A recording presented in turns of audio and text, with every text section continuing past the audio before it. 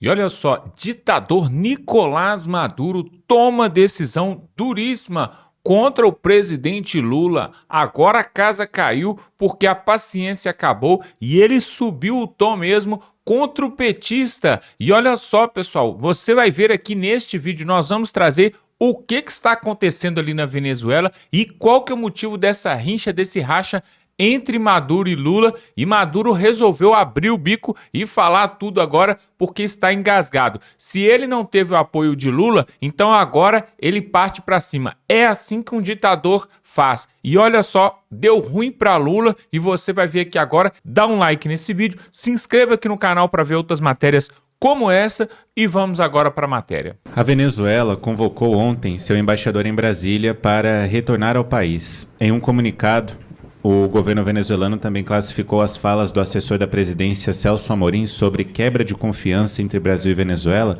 como declarações intervencionistas e grosseiras. A convocação de um embaixador é uma espécie de repreensão de um país a outro na linguagem diplomática internacional. A atitude de ontem é o episódio mais recente da crise diplomática entre os governos do Brasil e Venezuela. As tensões se intensificaram após a eleição presidencial venezuelana, quando Maduro foi declarado vencedor em um resultado contestado pela oposição e por órgãos internacionais, com acusações de falta de transparência. A declaração de Celso Amorim, questionada pelo governo venezuelano, foi dada em audiência na Câmara dos Deputados na última terça-feira. O governo Lula insiste na necessidade de apresentação das atas eleitorais que comprovariam o resultado anunciado pelo Conselho Nacional Eleitoral para reconhecer a vitória de Maduro no pleito. Na semana passada, talvez o episódio mais recente, o Brasil se posicionou contra a entrada da Venezuela no BRICS, durante a cúpula realizada em Kazan, na Rússia.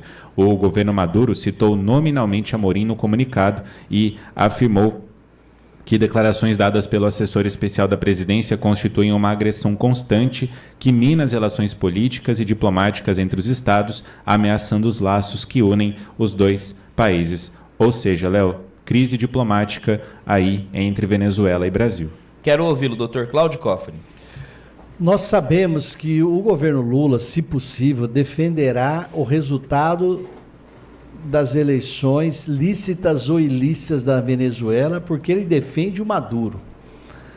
É uma coisa estarrecedora você pegar o vídeo que na campanha eleitoral o presidente Lula vociferando, porque ele atacava todo mundo, ele falava com ódio.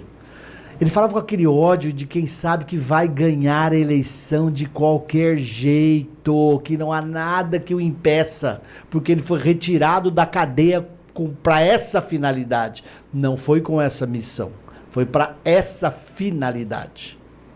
E ele falava assim: eu estou mais maduro, estão entendendo? Estou mais maduro.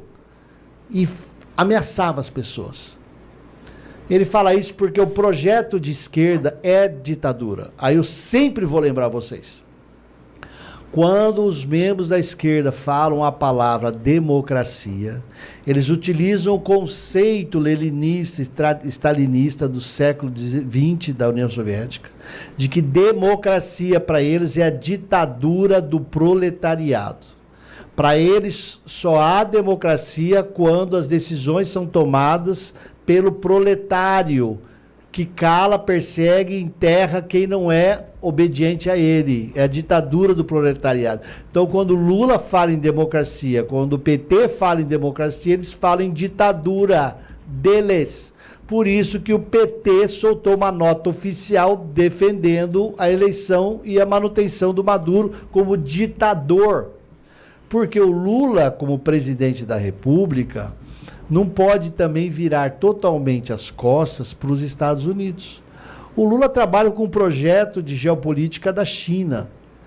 A China, a Rússia estão alinhando um grande grupo de ditadores e de pessoas de países controlados que não têm liberdade de expressão, nem de opinião, nem de associação.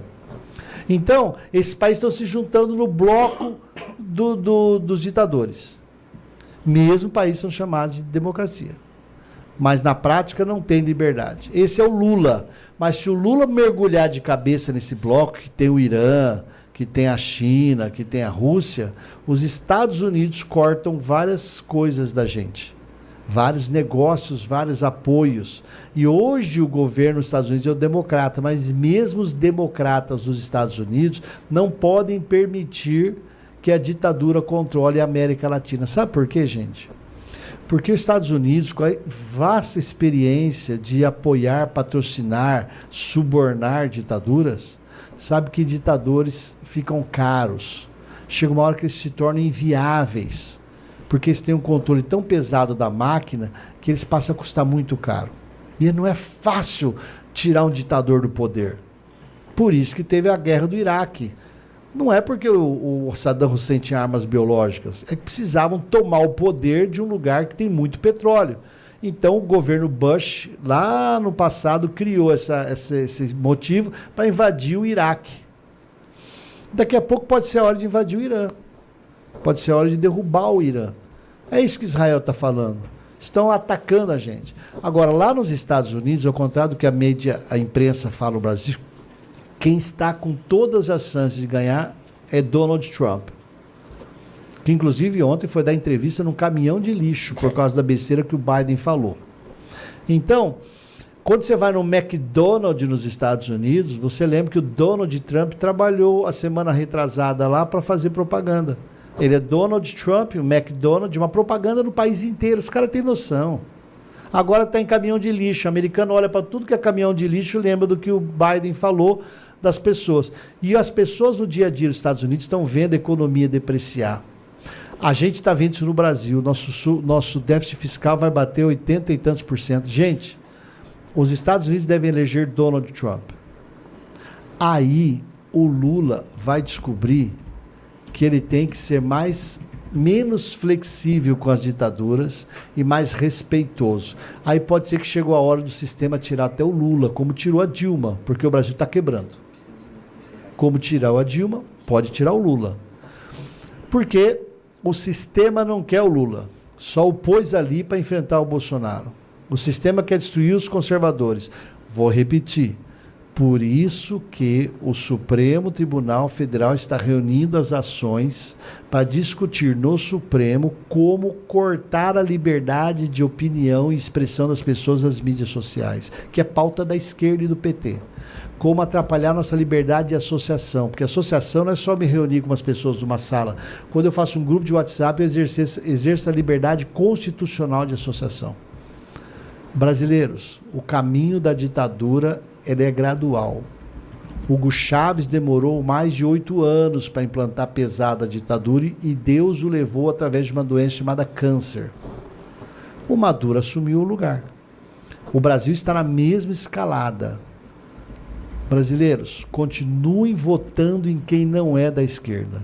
Continuem votando em quem defende família, respeito, defende a pátria, defende a moralidade. Ninguém pede para você votar em santo, não. Ninguém é santo. Nós somos meros pecadores e alguns somos tementes a Deus e temos a humildade de reconhecer que somos pecadores e só buscando a luz de Deus a gente pode evoluir. Agora, tem um outro grupo de seres humanos que são tão arrogantes que se julgam deuses. São contra a religião. São traumatizados e são contra a família. São revoltados e são contra uma estrutura que cria regras. O ser humano só convive com regras, gente. O direito existe para que as pessoas não fiquem matando umas às outras, nem espancando umas às outras. Mas quando isso ocorre, o direito existe para proteger as vítimas e prevenir, punindo também os agressores. Quando temos a ditadura que temos hoje, a mídia fala blogueiro bolsonarista, aí pronto. Vocês já viram o seguinte? Alguém assassinado num bar na periferia. Falam que é briga entre traficantes, pagamento de dívida. Alguém vai pesquisar? Alguém se preocupa em ter investigação sobre alguém que foi acusado de ter sido morto porque está na briga do tráfico? Não. Porque as pessoas falam, quando esse cara é traficante, não tem nem que investigar, deixa morrer. Querem fazer a mesma coisa com os conservadores que defendem a família, a pátria e a liberdade. Então, o PT...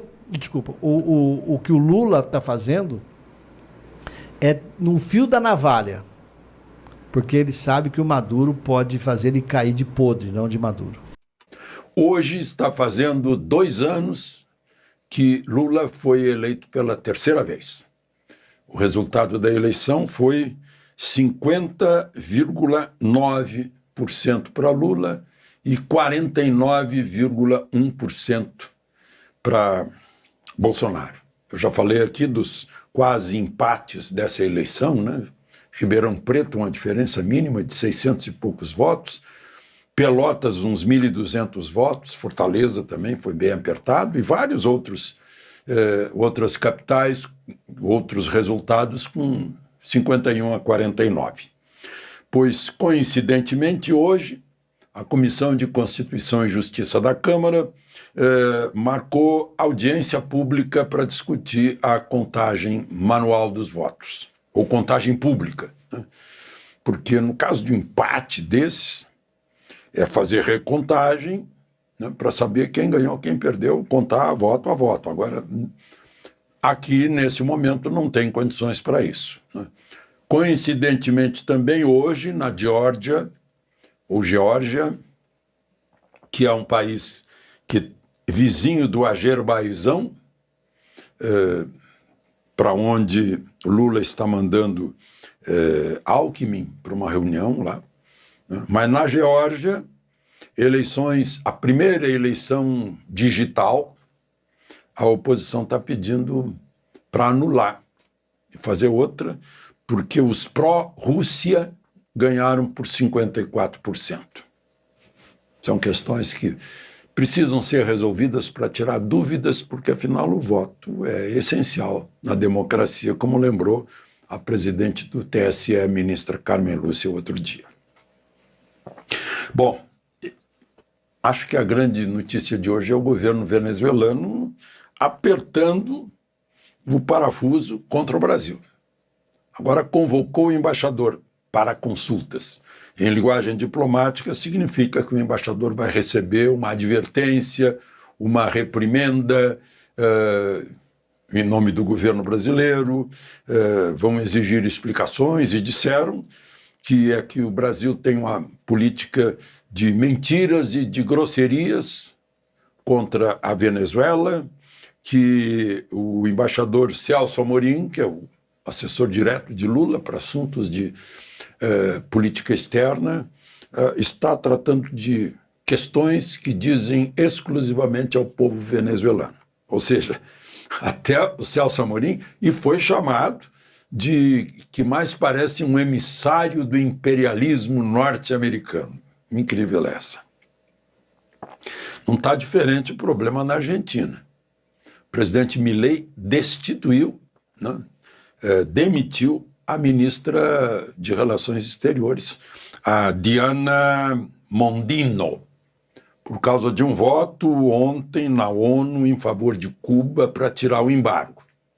Foi um voto que foi pedido, inclusive, pelo chanceler brasileiro Mauro Vieira. Estaria ali ligado uma possibilidade de mais países apoiarem a reivindicação argentina sobre as Malvinas. E aí esse nome Malvinas também já gerou o primeiro problema com a chanceler Mondino, é que ela pegou um comunicado do Ministério da Defesa que chamava Malvinas de Falkland. Isso foi considerado uma entrega da soberania. Já tinha causado um mal-estar muito grande por causa disso. E eu sei que os argentinos não gostam que a gente diga Falkland em lugar de Malvinas. Imagina a ministra de Relações Exteriores lendo um documento e falando em Falkland. Aí não deu certo. Bom, gente, eu queria comentar aqui, atribui-se ao Ministério Público de Minas Gerais, mas eu não acredito. Eu, inclusive, entrei no site do Ministério Público de Minas Gerais, não achei isso. Não creio que tivessem feito isso, que é uma coisa grosseira, né? Dizendo que seria um comunicado avisando, prevenindo, advertindo os quartéis em que os comandantes não poderiam influenciar no voto dos subordinados. Subordinado aí se refere a sargentos, por exemplo, né? Oficiais, segundo-tenente, primeiro-tenente, né? Capitão, talvez, Porque os conscritos, os recrutas, não votam. Pela lei, não votam. Né? Agora, é estranho isso, porque eu já não vi, quando estava no quartel em 1959, estávamos em plena campanha, eu pelo Jânio Quadros e o sargento lá da companhia pelo lote, nós conversávamos e nunca eu recebi do sargento nenhuma insinuação ou pressão, tem que votar no lote e não no Jânio. Né? Depois, na eleição do ano seguinte, eu já não era mais da ativa. E sargento Arnaldo. E nunca se viu isso. Nunca teve uma sessão eleitoral dentro de um quartel, de uma instalação militar. Nunca se viu isso. Né? Bom, mas o pior vem agora. Aí, a ilustração disso é um general 4 estrelas numa cadeira de rodas.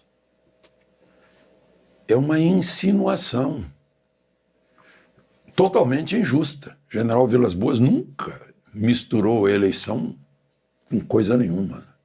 Provavelmente alguém que tem raiva dele, por causa daquela tuitada lá em 2017, dizendo que o Exército compreende e está junto com a nação no combate à não punição e em favor da Constituição, no combate à impunidade. E era a véspera do julgamento de um habeas corpus para Lula, que estava preso. Talvez não esqueceu isso e quis se vingar e pôs lá totalmente injusto. Mas eu não vi nada que realmente mostrasse que fosse do Ministério Público de Minas Gerais. Sei lá a origem disso. Mas eu quis registrar aqui para ver o absurdo que é tocar nesse assunto, uma vez que nunca se misturou eleição dentro de quartel. Né? Teve até, eu sei que há 2 anos teve prisões de oficiais, eu acho que foi em Fortaleza, foi no estado do Nordeste, um oficial estava fazendo propaganda ou pregação dentro do quartel. Né? Isso não pode também. Não pode fazer isso. Né? É vedado. Mas, enfim, fica aqui o registro. Outro registro é da insistência da ministra do Planejamento, que é a MDB, Simone Tebet, por cortes. E parece que ela fala no vazio. O ministro Haddad fala também, parece que, como disse Temer, né, se esforça, mas não tem resultado.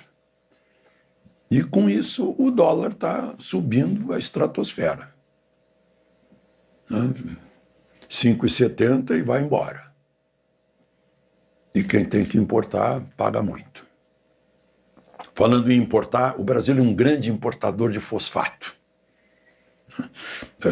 para fertilizante. E grande é maior do mundo. Importa de Marrocos, do Peru, da Rússia. E a ditadura ambientalista estava impedindo que se explorasse fosfato lá em Lavras do Sul. E hoje eu soube de um resultado da Justiça Federal em Bagé, abrindo caminho, anulando o impedimento ambiental que alegava que tinha povos originários na superfície. Só que lá embaixo é da União, está na Constituição, e a União precisa, porque as divisas vão embora com a compra de fosfato. É muito. É 1,5 milhão de toneladas por mês, algo assim. E vai muito dinheiro. Tudo isso para ter essa produção agrícola que nós temos, maravilhosa, nesse país. Outro dia o Aldo Rebelo, que foi PC do B, né, Partido Comunista do Brasil, é um nacionalista, mostrando que nós temos as jazidas aí e ficamos proibidos de explorar as nossas riquezas. Fica apenas o potencial. Não desfrutamos da nossa riqueza. Quer dizer, parece masoquismo, né? Queremos sofrer. Pois é, pessoal. essa situação não vai acabar bem, porque está chegando a hora de decidir ali na Venezuela se Maduro vai ficar ou não, porque é a partir do início do ano que a nova chapa que realmente venceu ali na Venezuela, com Maria Corina e o Edmundo Gonzalez, eles têm que assumir a partir do início do ano. E está acabando o tempo de Maduro. Por isso que ele está bombardeando, está atirando para tudo quanto é lado. E está atirando para cima de Lula, porque o Lula está em cima do muro. O Lula está vendo que está descarado ali. Houve roubo, houve fraude ali nas eleições. Vários países não concordam com isso. E aí o tempo de Maduro está terminando. Ele vai ser destituído e pode até ser preso, pessoal. Fique de olho nisso, porque isso pode acontecer. Nós vamos ficar aqui na torcida, porque nós queremos que a verdade prevaleça. Agora, você imagina, se lá na Venezuela, que tem a famosa urna eletrônica, mas ainda tem o comprovante, o papelzinho que sai ali, se lá dá essa confusão, imagine em outros países, tá bom? Nós vamos ficando por aqui, pessoal. E se você gosta desse tipo de conteúdo, se inscreva aqui. Você tá perdendo tempo, se inscreva aqui. Clica no botão aqui, se inscreve agora para você ver outras matérias como essa, tá bom? E tamo junto.